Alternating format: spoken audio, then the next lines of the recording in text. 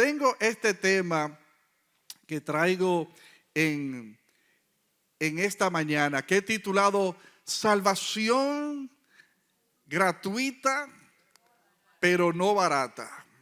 Salvación gratuita, pero no barata. Y hoy en día se habla mucho de salvación y habría que hablar salvación de qué, o sea, cuál es el perjuicio que hay, no, o sea, cuál es el peligro que hay, de qué nos están salvando.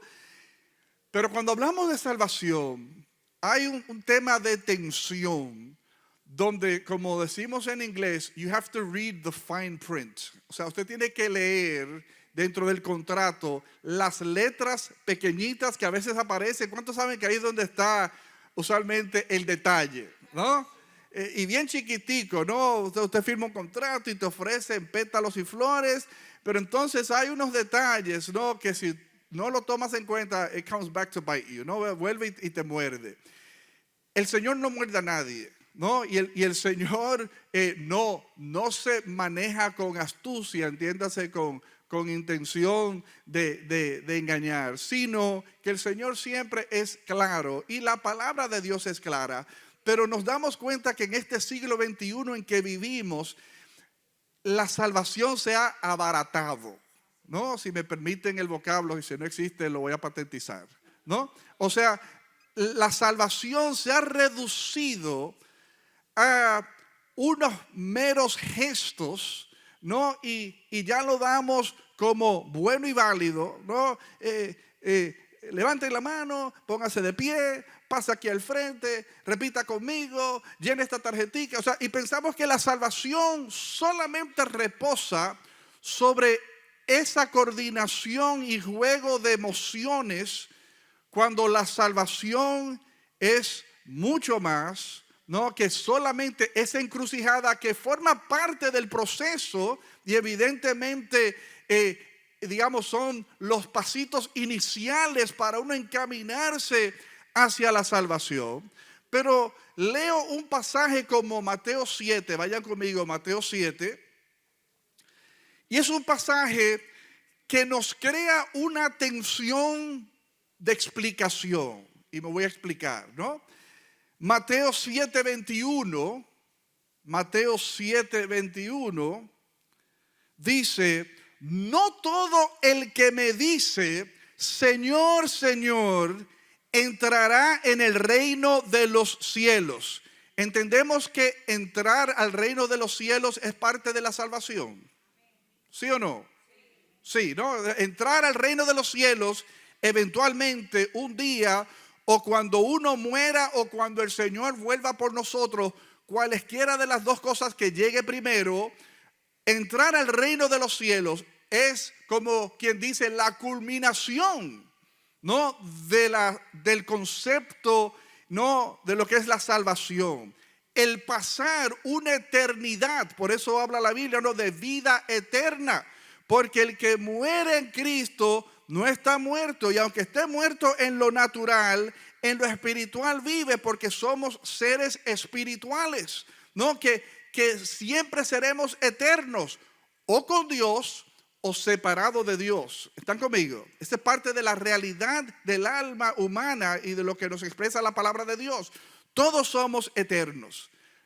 La pregunta es: ¿dónde pasaremos cuando crucemos el umbral de la muerte, cuando terminemos nuestro ciclo de vida humana aquí en esta tierra? ¿Dónde pasaremos la eternidad? ¿Con Dios o separado de Dios? Y fíjense que hablando de esa eternidad, de esa salvación, ¿no? Porque el que muere en Cristo y se pasa una eternidad con Dios, lo gana todo. Todo lo que la palabra de Dios dice, ¿no? Que representa el vivir una eternidad con Dios. Ahora, vivir una eternidad sin Dios, de lo que nos habla, ¿no? Y es un tema sumamente amplio, y solamente quiero dar algunas pinceladitas que nos sirvan de referencia. Evidentemente es una condenación eterna. Digan conmigo, condenación eterna. Que es de lo cual nos habla la palabra de Dios. O sea, donde dice, ¿no? Donde estaremos ausentes a Dios, donde Dios donde el gusano no muere, donde habrá crujir y llorar, crujir de dientes y lloro sin cesar. O sea, todo ese cuadro de una eternidad, entiéndase, un tiempo sin límites, infinito, separado de Dios en condenación. Y la idea de este mensaje, hermanos, no es meter miedo. Y si estás aquí por primera vez, me excusan, ¿no? Pero el que está aquí sabe, no es nuestra línea predicar para sacudir, y intimidar y meter miedo para que respondamos por miedo. Sino que predicamos, no, para que respondamos como amor, por amor, como debe de ser, por el amor con que hemos sido amados. Debemos nosotros responder al amor de Dios, a la provisión de Dios para nosotros, para vivir esta vida los años que le plazca a Dios a darnos para vivir sobre esta tierra, vivirlos de la mano con Él, y el día que nos toque morir o Él decida volver por nosotros, vivir esa eternidad con Él. Pero hermanos, o sea, no todo el que me dice Señor, Señor entrará en el reino de los cielos, sino el que hace la voluntad de mi Padre que está en los cielos. ¿Podemos repetir esa parte juntos? Sino el que hace la voluntad de mi Padre que está en los cielos. ¿Lo repetimos una vez más? Sino el que hace la voluntad de mi Padre que está en los cielos. Uno lee eso y hay una tensión. Hay una tensión teológica, sobre todo si hemos estado en estos caminos de la fe por algo de tiempo. Porque una enseñanza clave, básica y que sigue en pie y seguirá en pie, es que la salvación no es algo que tú te puedas ganar. ¿Cuántos dicen amén? La salvación no es algo que tú puedas hacer algo para apropiarte de ella. Tú no tienes ni conocimiento, ni recursos, ni contactos, nada que tú puedas hacer por portadito, sentadito en una mecedora, que tú te pases 90 años solamente allí respirando y comiendo y esperando morir. O sea, no hay nada que tú puedas hacer que pueda garantizar, no, el perdón de los pecados, no, y una promesa de vida eterna. Eso no está a nuestro alcance. Por eso dice la palabra de Dios, porque somos salvos por gracia, no un favor inmerecido. O sea, porque a Dios le ha placido abrir el camino, crear la posibilidad de que nosotros nos reconectemos con Él, a pesar de que no nos lo merecíamos, no, que lo que merecíamos, dice la palabra de Dios, era muerte. O sea, porque Él quiso, no. Los voy a chancear. Tienes una deuda conmigo, yo la voy a saldar, yo la voy a pagar para con tal de restablecer la comunión, el contacto, los vínculos. Porque no somos salvos por obras, dice allí, sino por gracia.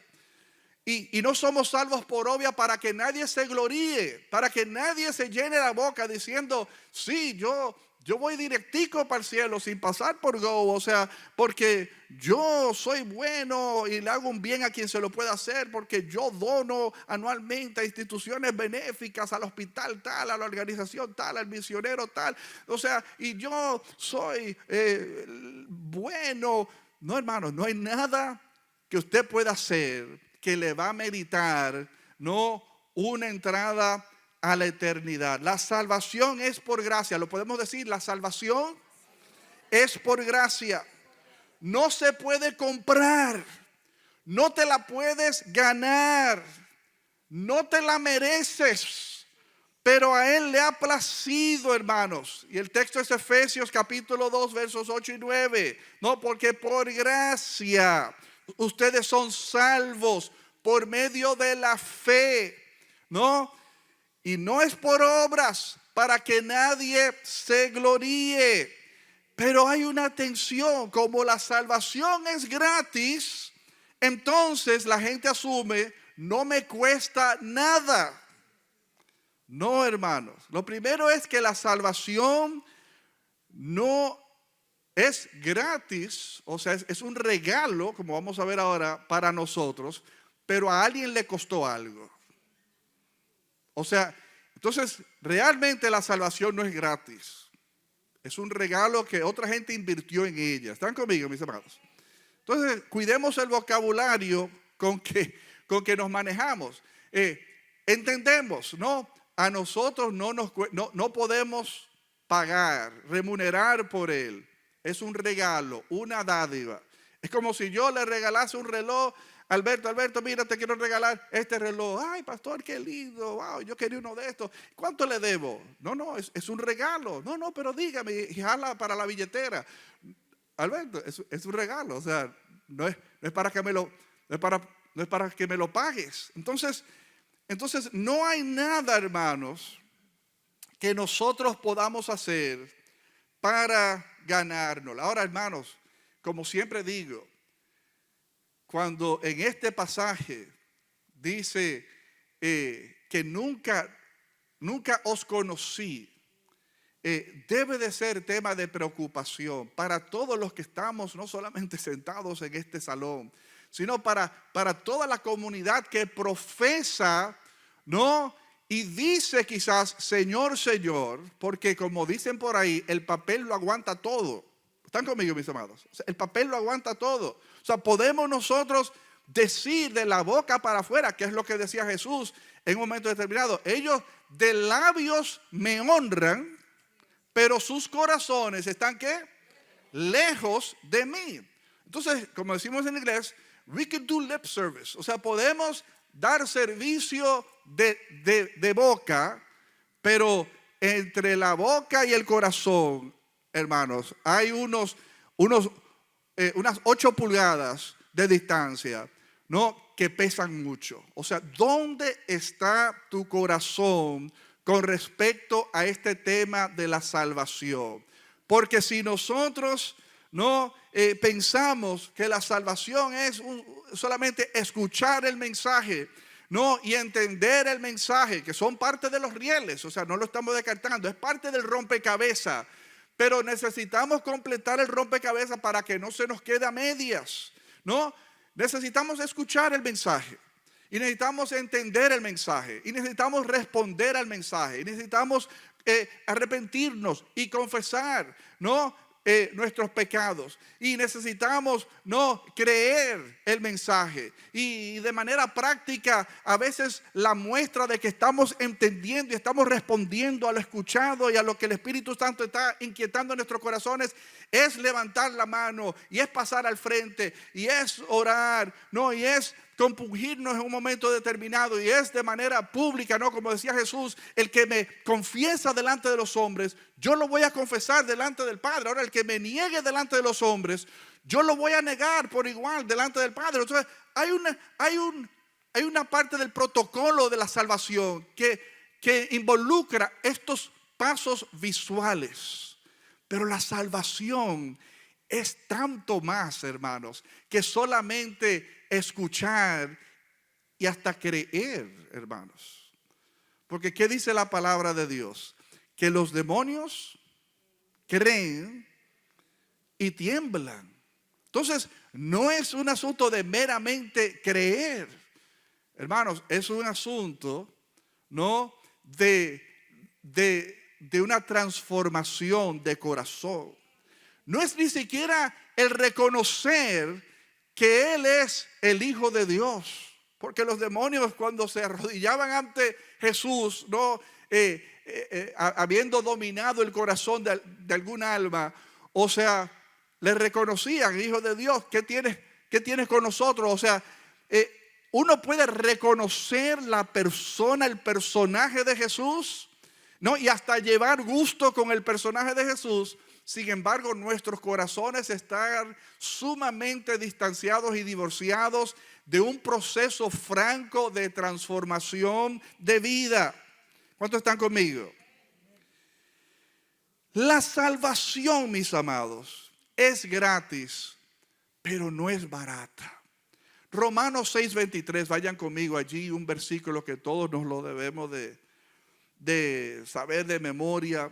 Romanos 6:23, cuando dice el apóstol Pablo, porque la dádiva de Dios es vida eterna en Cristo Jesús, Señor nuestro. La dádiva, entiéndase el regalo de Dios es vida eterna en Cristo Jesús, Señor nuestro.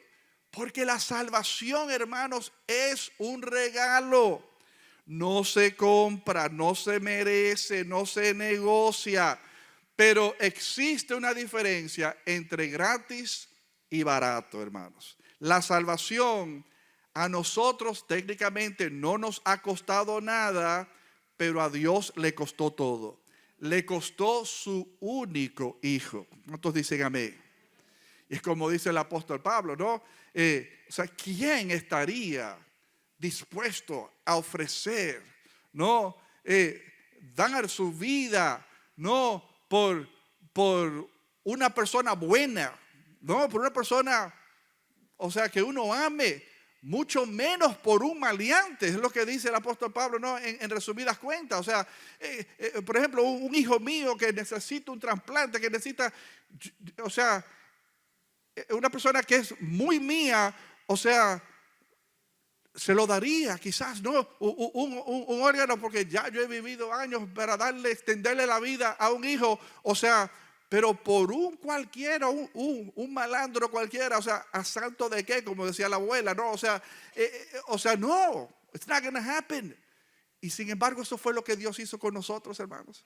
O sea, que Él, o sea, se tomó el tiempo para pensar en ti, en mí, que Jesús aún desde la cruz, sobremirando a aquel público que se parqueó delante de Él, que lo llevaron a la cruz desde hacía días, crucifíquenlo, entréguenos a Barrabás, salgamos de Él, o sea, y maldiciendo entre los guardias, las autoridades, los líderes religiosos, el pueblo en general, pueblo que días antes were singing his praises, o sea, estaban diciendo, sana, hijo de David, sálvanos, o sea, muy enamoraditos de Jesús. The tables flipped, o sea, las mesas se viraron y de repente quisieron todo lo malo para con él. Y aún, hermanos, estos malagradecidos, que como siempre decimos, gracias a Dios que uno no es Dios, ¿no? Porque si uno fuera Dios, otro gallo cantara, o sea, si fuera yo, o sea, no se preocupen, o sea, I'm coming back, o sea, I'll be back, como diría Arnold Schwarzenegger, ¿no? O sea, le voy a dar su merecido, aguántense allí, pero no lo hizo por amor. Todo lo que él pasó ante un Pilato, ¿no? Que le acusaba y él guardaba silencio, pero tú no sabes que yo tengo la autoridad para librarte, o sea, y tú vas a guardar silencio, vas a hacer caso omiso a lo que te estoy diciendo. ¿Y qué dice Jesús? Son palabras a mí que me conmueven. O sea, tú no tienes ninguna autoridad que no se te haya sido dada de arriba. O sea, y valga el paréntesis, citando al pastor Modesto, ¿no? O sea, pudo haber dicho y dijo, o sea, si yo me antojo, manda a buscar ahora una legión de ángeles que van a descender a defenderme y a pelear a mi favor. Y ustedes nada más que se embromaron. O sea, esa versión lenguaje actual, ¿no? Nada más que se embromaron. O sea, hermanos, pero por amor, hermanos, por amor a nosotros, a ti y a mí, Jesús soportó lo que Él soportó. No, porque al final del día, hermanos, a Dios le costó y le costó un alto precio. Como yo siempre digo, hermanos, el momento más doloroso de Jesús en la cruz no fueron los latigazos sobre su espalda, no fueron los clavos que lo sostenían al madero, no fue el abandono de sus amigos y sus discípulos, que solo Juan estaba ahí al pie de la cruz. No era ni siquiera mirando a su mamá María, la agonía de ella, viendo el dolor de su hijo que se lo profetizaron cuando estaba embarazada y no lo entendía. And she was like, oh wow, de esto se trataba. Aquí está mi hijo mal pasado y a punto de morir. Y es todo esa escena de dolor, hermano, lo que más pesó fue la separación del padre que Él haciéndose pecado, que es lo que dice la Biblia, por nosotros. O sea, cobra distancia, porque en ese momento donde sobre los hombros de Jesús reposaba los pecados de todas las generaciones anteriores, de toda la generación presente, incluyendo los malandros que tenía por delante, de todas las generaciones por venir, hasta, ¿cómo estamos hoy? A 15 de agosto, 16 de agosto del 2026. Todo santo vivo, hermanos.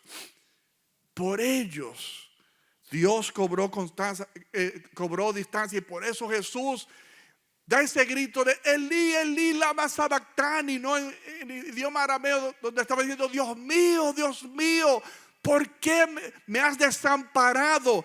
Ese, yo les puedo asegurar, hermanos, fue el momento más doloroso de Jesús. O sea, ese momento donde Él experimentó lo que nunca había experimentado: una desconexión, ¿no? de su deidad. Porque sabemos que aunque se humilló y dejó de ser Dios en toda su expresión, se rebajó a ser humano como tú y como yo, y caminó entre nosotros y usaba letrinas y se le empolvaba, se le llenaba los pies de polvo de los caminos, y recibió burla y traición y críticas y demás. O sea, por eso tenemos un abogado, un sacerdote que se puede identificar con nosotros. Una persona que cuando tú pasas por situaciones, él te puede decir: I know what it feels like. Yo sé cómo se siente, porque yo he estado ahí. Yo he experimentado todas las sensaciones, todas las emociones, todos los sinsabores que tú has pasado. Yo sé de qué se trata, porque yo he estado aquí, porque Él caminó entre nosotros. No podemos decir como a veces alguien viene a alentarnos, pero no lo tomes así, tranquilo, qué sé yo qué. Que tú no sabes lo que es perder una papá, porque tu papá y tu mamá, míralo ahí. O sea, tú no me puedes hablar del dolor de perder un papá, o de perder un hijo, o de pasar por un divorcio, o de que me den un resultado médico sumamente retante. Pero, hermanos, Jesús se identifica con nuestro dolor, con nuestras flaquezas, no con nuestro dolor. Por eso dice el profeta Isaías: varón de dolores. Ciertamente Jesús sabe y entiende por lo que tú estás pasando. Pero le costó, hermanos.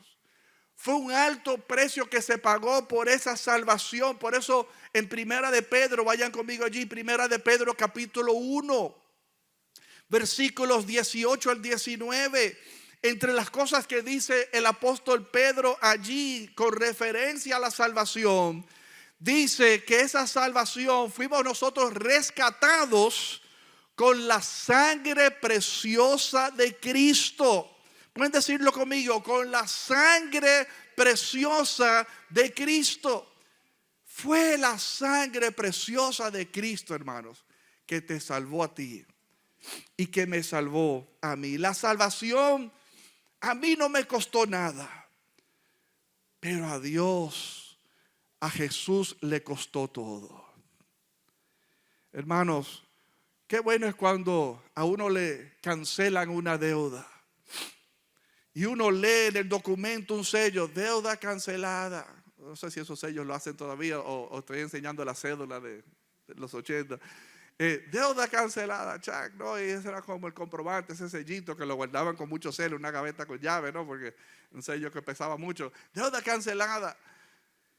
Y uno piensa que es como que nada, como que se pasó por alto. Y no siempre es que se pasó por alto. A veces es que alguien está pagando por esa deuda. Es como a veces en estos días alguien me dijeron: no, que estaba en un hospital y me vino una cuenta altísima y el hospital me lo exoneró, me lo canceló. Y yo por dentro decía: alguien pagó por eso.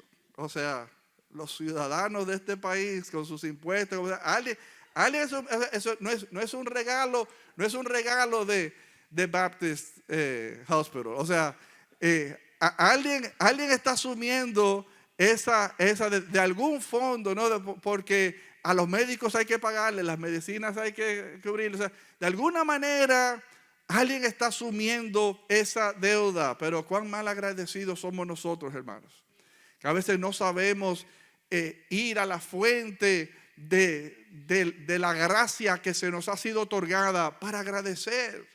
Y decir gracias porque yo no estaba en mi alcance saldar esa cuenta, pero gracias porque me la saldaste. La gracia, hermanos, sépase que no elimina el costo de la cruz.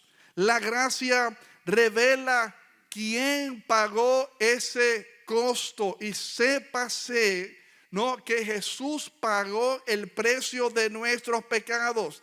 La gracia que proviene de Dios, la gracia verdadera, nunca es gratuita, ¿no?, sino que tuvo un precio. El regalo a nosotros, ¿no?, la transferencia de lo que se pagó es gratuito. Usted no tiene que hacer nada, solamente tiene que recibirlo.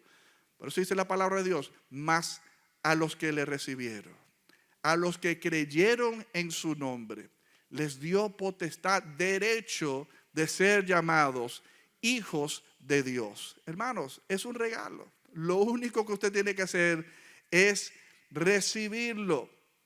Ahora yo digo lo siguiente, mis amados: no basta con solamente reconocer a Jesús. No basta con solamente saber que Él pagó un precio por nosotros. Tiene que haber un fruto que atestigue que nosotros estamos canjeando el regalo como bueno, válido y efectivo en nuestras vidas. ¿Cuántos dicen amén? Puedes reconocer que Jesús es Señor, ¿no?, sin necesariamente permitir que Él venga y se establezca como Rey, Señor y Salvador de tu vida.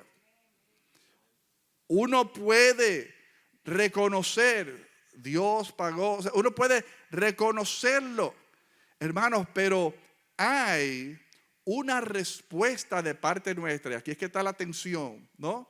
La tensión de que es gratis, o sea, no tiene que hacer nada para echarle mano a la salvación. Pero una vez tú tienes la salvación en tu posesión, se esperan cosas de ti. Dile al que está a tu lado: se esperan cosas de ti. Se esperan cosas de ti.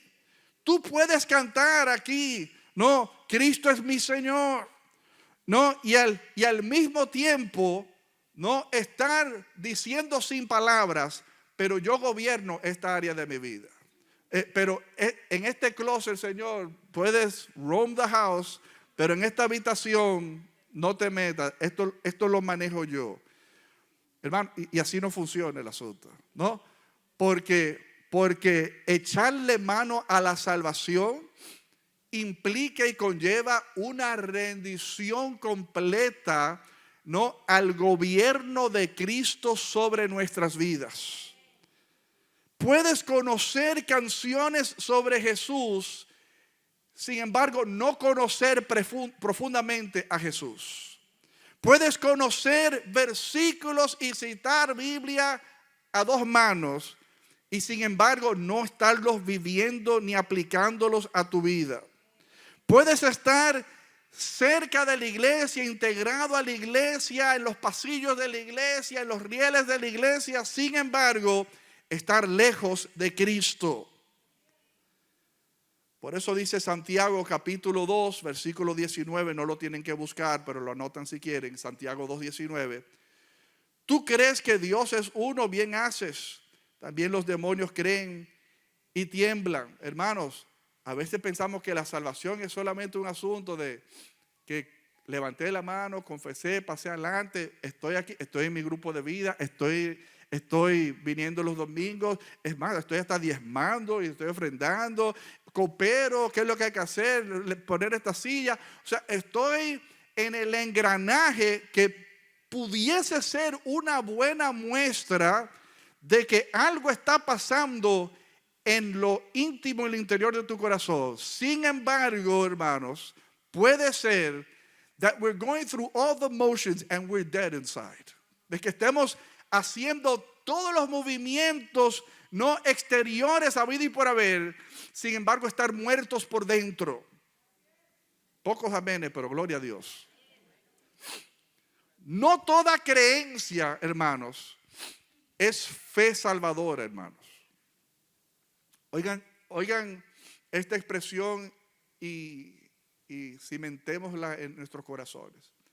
La fe bíblica, hermanos, no solamente cambia lo que creemos, sino que cambia cómo vivimos. La fe bíblica no solamente cambia lo que creemos, porque ciertamente el menú de posibilidades de cosas en las cuales creer es vasta. Entonces, si logramos tune it down y nos logramos acercar a las verdades de la palabra de Dios, gloria a Dios. O sea, ya sabemos, ¿no?, lo que el Señor está declarando como verdad. Pero no basta, hermanos. Gracias, mi amor. Dios te dé un esposo. Vaya, ya lo tienes. El Señor quiere que nosotros aterricemos lo que creemos.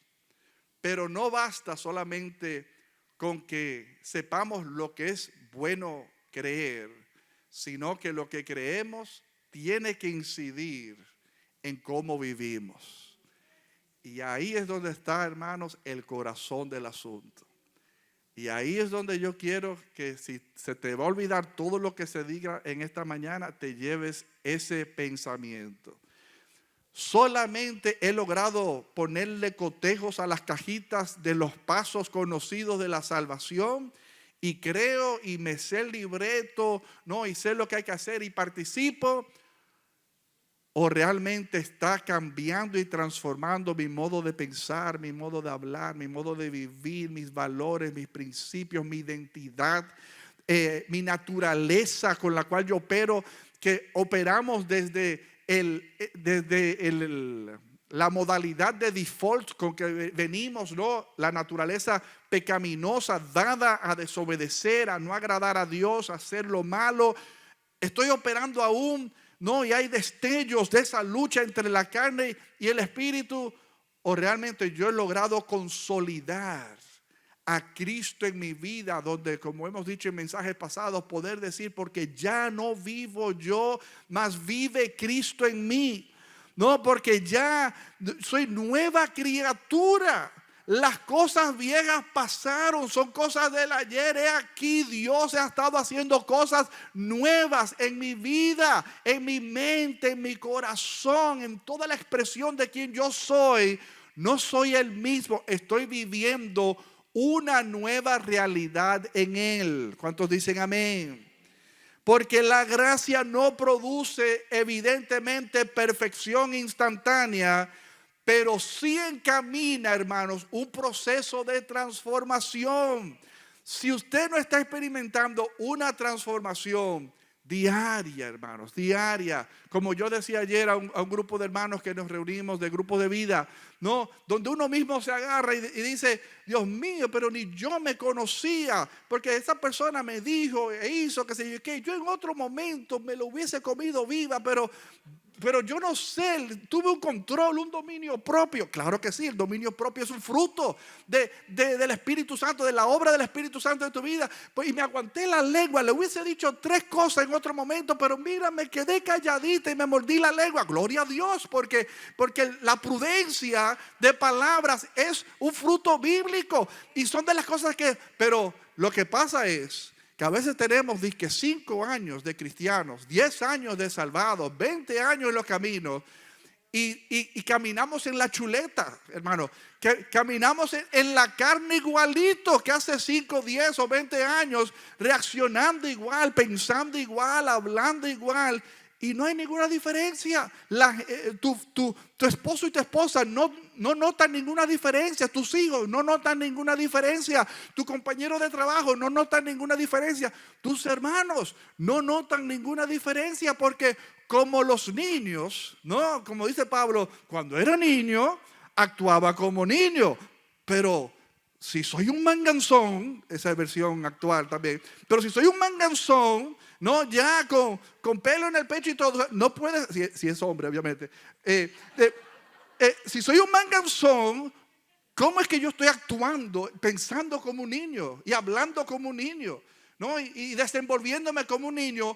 O sea, es un infantilismo lo que ha acaparado mi vida, que debiéndose ya, o sea, un hombre hecho y derecho con postura, ¿no? Y peso y plomo y madurez, digan conmigo madurez, me encuentro viviendo niñadas en mi vida. ¿Están conmigo, mis amados?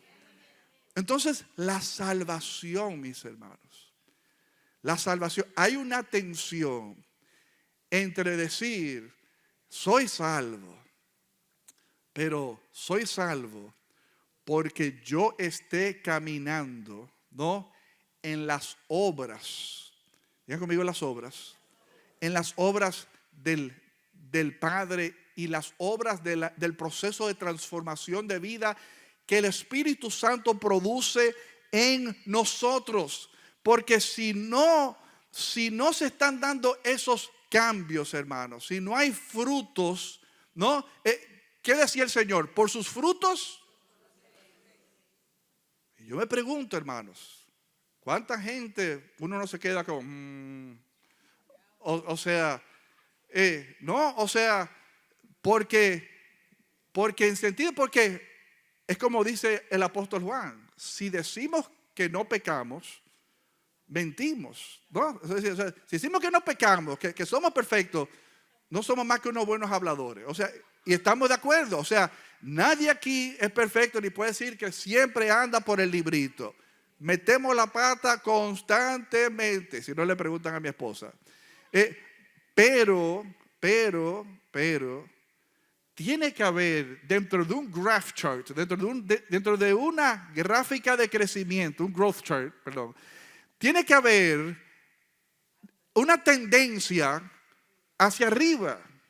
Porque a veces lo que hay es una tendencia arriba, entonces it dips, y volvemos por aquí, y un piquito porque hubo un evento, una cuestión, pero volvemos aquí, o sea, y nunca alzamos vuelo, porque nuestro crecimiento, hermanos, tiene que ser siempre hacia arriba.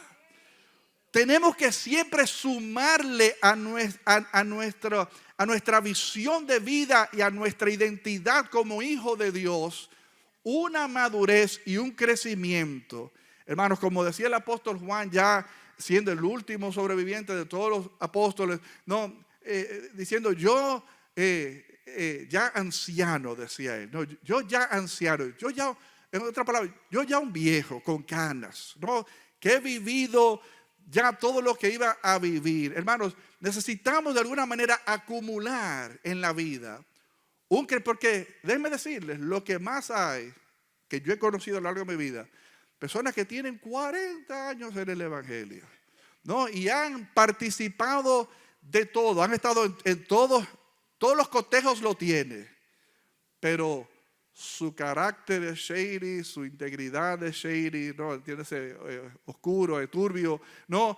Sus valores son turbios, su manera de hablar, su manera de reaccionar, o sea, y no han cambiado, son la misma persona, han estado en la mezcla, han estado, no, en la tómbola, o sea, como una bolita más dando vueltas, pero nunca maduraron en el proceso. ¿Por qué? Porque no entendieron nunca, ¿no?, que la salvación tiene expectativas. No se leyeron las letras pequeñas, donde no es solamente levanta la mano y pasa al frente al altar que queremos orar por ti, sino que es un tema de transformación de vida, donde nosotros no le damos espacio al Espíritu Santo para que cambie nuestro ser. Una diferencia es la diferencia es entre alguien, hermanos, que ama su pecado y alguien que lucha contra su pecado. Y yo creo que esa es la lucha de todos nosotros. O sea, y es lo que Pablo decía, ¿no? O sea, esta lucha que él se incluye, él no se exonera ni dice, porque ustedes que están, no. Esta lucha que llevamos por dentro, no, sabiendo lo que tengo que hacer.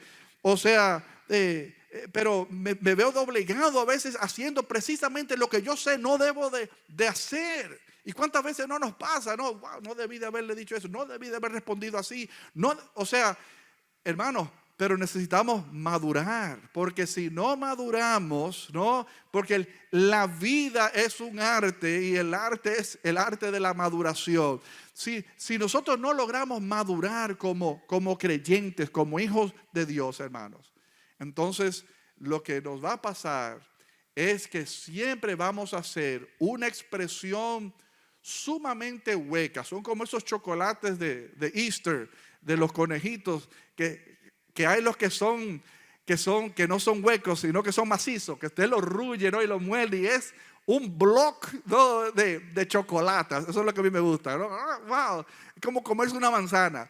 Malo es eso que son huecos, que usted los muerde y se te desbarata porque es una cascarita finita, no es como un molde, ¿no? de conejito. Eso no me lo regalen, eso no me gustan a mí. Entonces, hermanos, nuestra composición es una telita frágil de creyente, o nosotros somos no un creyente masivo, o sea, conciso, o sea, fuerte, fortalecidos en los valores y los principios que Dios nos ha regalado. El que hace la voluntad de mi Padre es el que va a entrar al reino de los cielos. Por eso, hermanos, el valor de que no seamos solamente oidores de la palabra de Dios, sino hacedores. Necesitamos, como dicen por ahí, get to it. O sea, necesitamos ponernos en esa. O sea, de nosotros aplicar la palabra de Dios a nuestras vidas, ¿no? Porque el que hace la voluntad de mi Padre es el que va a tener acceso al reino de los cielos. Y hermanos, yo no sé tú, pero el pasaje que yo sigo leyendo me sigue diciendo, ¿no? Que un día van a haber personas que van a decir, pero Señor, en tu nombre sacamos demonios, y en tu nombre profetizamos, ¿no? Y en tu nombre sanamos enfermos, y en tu nombre se convirtieron miles de almas. O sea, y sin embargo la respuesta, dígame usted, porque quizás es que no he encontrado la fuente que me oriente bien, pero si usted se la sabe, siéntese libre en arrojarme luz, ¿no? O sea, ¿qué es lo que nosotros necesitamos hacer para entender que no basta solamente con participar? Como dicen por ahí, gracias por su participación. O sea, eso es lo que el Señor nos va a decir, gracias por su participación, pero no te conocí.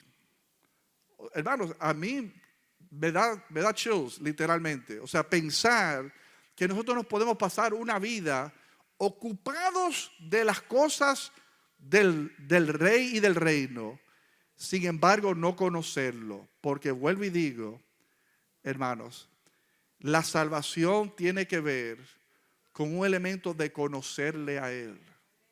Es como cuando Jesús llamó a los 12, que siempre lo digo, ¿no? Y llamó a los 12 para que estuviesen con Él y para que predicasen el evangelio. Esas son las dos alas del llamado que les hizo a los discípulos, para que estuviesen con Él y para que predicasen el evangelio. A veces, hermanos, solamente nos ocupamos de predicar el evangelio y no estamos con Él.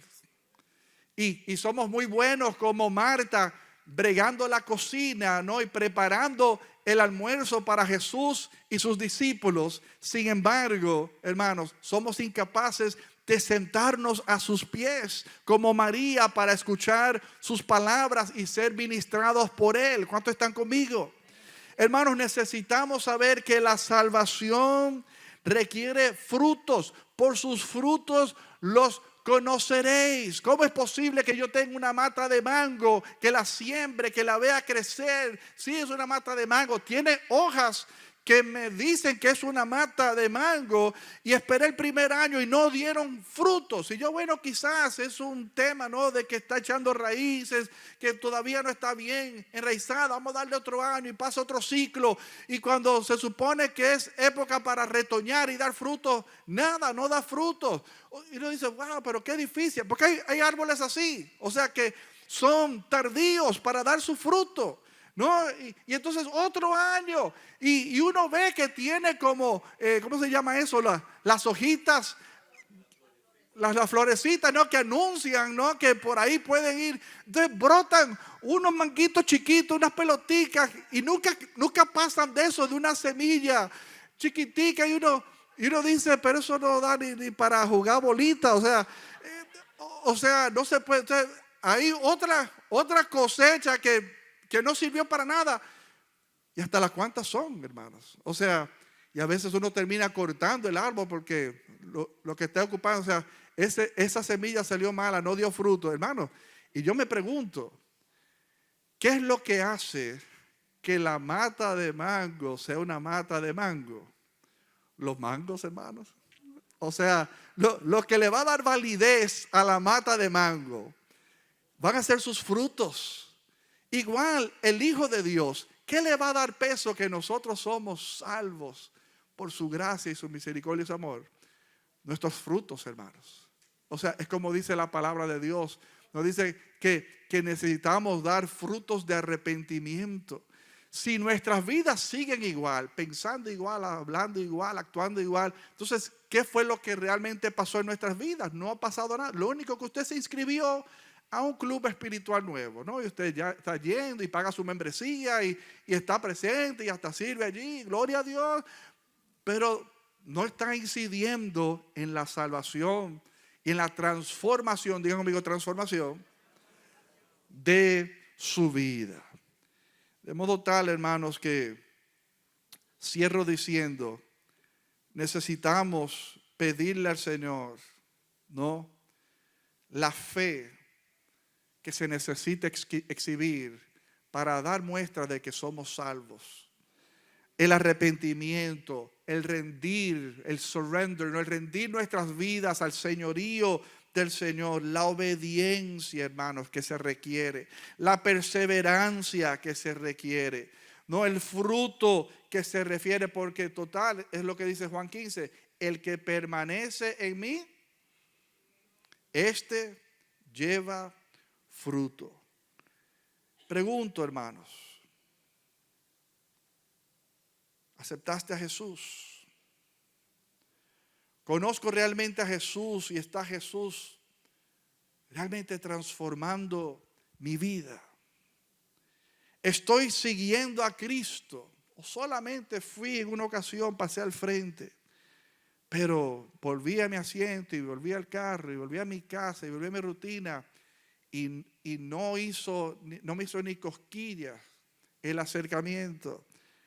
Hermanos, es mucho más que levantar tu mano y pasar al frente. La salvación requiere dar un espacio a la transformación que el Espíritu Santo quiere realizar en tu vida. La salvación ciertamente es gratis, pero no es barata, hermanos. Costó, ¿no? Y esa salvación, para que se pueda manifestar en tu vida, requiere de parte tuya frutos, requiere obediencia, requiere hacer. Fíjense, entrará al reino del cielo el que haga. Esa es la tensión que uno dice, pero ¿hay que hacer algo o no hay que hacer? Es como el que se le acercaba a Jesús y decía, Señor, ¿qué tengo que hacer para tener la vida eterna? ¿No? Porque uno siempre entiende que es algo que está a mi alcance. ¿Qué yo tengo que hacer? ¿No? Y ciertamente hay frutos, ¿no?, y cosas que tienen que aplicarse en nuestras vidas. En resumida cuenta, el boleto de entrada es la sangre de Cristo en el Calvario. Y eso tú no lo puedes ni comprar, ni lo pudiste realizar por tu propia cuenta. Ahora, la respuesta de Jesús es muy reveladora. Los mandamientos tienes. Y se lo fue cantando uno por uno. ¿Y qué le dijo el joven rico? Sí, todo eso yo he hecho desde joven. O sea, ¿qué más me falta? O sea, en su corazón él tiene un aferramiento a sus riquezas. Las riquezas es el Señor de su vida. Las riquezas no le sirven a él sirve a las riquezas. Y Jesús, dentro de ese conocimiento, sí, una cosa te falta. Ve y vende todo lo que tienes y dáselo a los pobres. Y ven y sígueme. Y el joven rico, cabizbajo, se fue triste porque le tocó, ¿no?, algo sumamente sensible. Donde el joven rico no se lo dijo, pero pudo haber dicho: Señor, pídeme otra cosa, pero no mis riquezas. Tú no sabes lo que me he invertido. Aunque él era joven, quizás la herencia le cayó sobre las piernas y así es muy bueno. No, pero pudo haber dicho: Señor, this is all I got. Todo lo que yo tengo, o sea, este es mi safety net, esta es mi malla de seguridad debajo del acróbata que está caminando en cuerdas flojas en el aire. O sea, no me pidas mis riquezas. Y quizás eso es lo que el Señor le estaba pidiendo para él totalmente enfilarse a un proceso de transformación en su vida. ¿Qué hubiese pasado? Y eso que Jesús, cuando se lo dijo, dice que le amó. Lo miró con amor porque el Señor nos ama. ¿Qué habrá en tu vida hoy que tú no estás dispuesto a sacrificar? Ustedes saben que la mayoría de las veces cuando se hace un llamado de salvación, lo que las iglesias han catalogado como un llamado de oración, lo primero que la gente en su asiento está pensando: ¿qué me va a costar esto? Porque la salvación le costó a Dios todo y a ti no te va a costar nada. Entonces, así es bueno, ¿no? A Dios le costó todo, pero tú no pretendes give anything up. No, hermano. O sea, la salvación tiene expectativas de parte tuya. ¿De qué se trata? No de una cosa, ni de dos, ni de tres. El inventario de cosas que el Señor te va a pedir es demasiado grande, porque Él quiere cambiar totalmente. Él quiere hacer un makeover. O sea, revestir, por eso dice la palabra, desvestíos del viejo hombre. O sea, despójate de todo lo que era propio del viejo y vístete del nuevo hombre en Cristo. Entonces, ¿qué te está pidiendo el Señor? Absolutamente todo. Y es ahí donde se vuelve el tranque, donde la gente dice: déjame pensarlo, lo voy a orar, no estoy listo todavía. El Señor sabe que cuando yo me meta en eso, yo lo quiero hacer responsablemente, no lo voy a coger de relajo. ¿De qué? O sea, hoy no. Y pasan la oportunidad sin saber, hermanos, lo que será del mañana. Hoy, dice la Biblia, es día de salvación. Y todos los días que tú lees ese versículo del libro de los Hechos, hoy es día de salvación. Cada vez, toda la oportunidad que tú tengas de abrir los ojos y leerlo, pues ese día es día de salvación. Ahora, lo que tú no sabes es si mañana tú vas a abrir los ojos. Nuestros días están contados por Él. No sabemos lo que será del día de mañana. No te jactes del día de mañana. No te confíes, como dice el libro de Santiago, que el año que viene yo voy a hacer esto y aquello, voy a ir a hacer comercio, voy a vender. Cuando en vez debes de decir: si Dios quiere, haré esto o tal cosa. Hermano, no te confíes del mañana, porque todo el que murió ayer pensó que el 16 de agosto se iba a desayunar con la familia, que iba a haber un programa en la tarde, que iban a visitar a la familia en la tarde, y se murieron ayer, hermanos. O sea, su fin llegó, su encrucijada y su umbral para pasar a la eternidad llegó. ¿Y tú?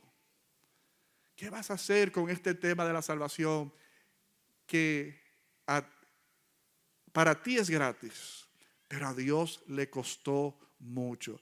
Dicen por ahí que uno sabe el valor de algo por el precio que alguien esté dispuesto a pagar por ello. O sea, si yo tengo 3 carros aquí, ¿no? O sea, y si hay un carro súper antiguo, raro, que hay pocos, o sea, hay gente que van a decir: yo doy $500,000 por ese, doy 3 millones por eso. Daría que el precio, el monto donde ascienda la disposición de comprar ese carro, habla, ¿no?, del valor de ese carro. Algo hay de ese carro que están dispuestos a soltar unos billullos, como decimos los dominicanos, pesados. Entonces, déjame decirte, tú eres de tanto valor.